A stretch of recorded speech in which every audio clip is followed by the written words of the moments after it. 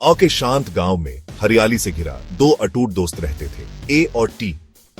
ये दोनों लड़के साथ बड़े हुए थे, अनगिनत यादें साझा की थी और आखिरी सरकारी स्कूल में पढ़ते थे। धूप वाली सुबह जब वे स्कूल जा रहे थे तो कुछ या यूं कहें कि कोई उनकी नजर में आ गया। खूबसूरत लड़की जिसकी चमक धूप में और भी बढ़ गई थी, उसी रास्ते पर चल रही थी। ए उसकी खूबसूरती से प्रभावित होकर बोला, वाह क्या कमाल है। लेकिन टी ने पॉजेसिव अंदाज में कहा, वो मेरी है, देखना भी मत। ए चौंक गया और बोला, नहीं वो मेरी है। जो एक मजाक के तौर पर शुरू हुआ था वो जल्दी ही ए के गर्म बहस में बदल गया। उनका मजबूत रिश्ता अब टूटने की कगार पर था।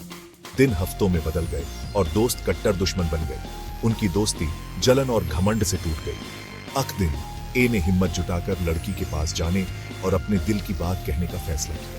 सांस रोककर उसने अपने प्यार का इजहार किया, लेकिन उसका जवाब उसके दिल पर छुरी की तरह लगा।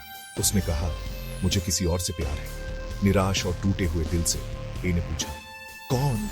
उसने उसकी आंखों में देखा और फुसफुसाया, मुझे टी से प्यार है। गुस्सा ए में आग की तरह फैल गया। गुस्से में अंधा होकर उसने टी को ढूंढा और आग पल की भयानक गुस्से में टी की जान ले ली। गांव इस त्रासदी से हिल गया, लेकिन ए के दिमाग में सिर्फ आग ही बात थी।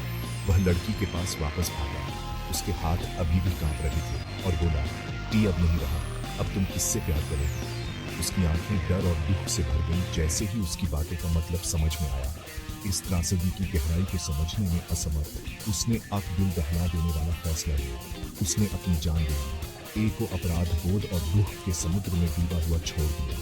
गांव जो कभी शांति का ठिकाना था, अब गलत प्यार और अंधे गुस्से के विनाशकारी परिणामों का खामोश गवाह।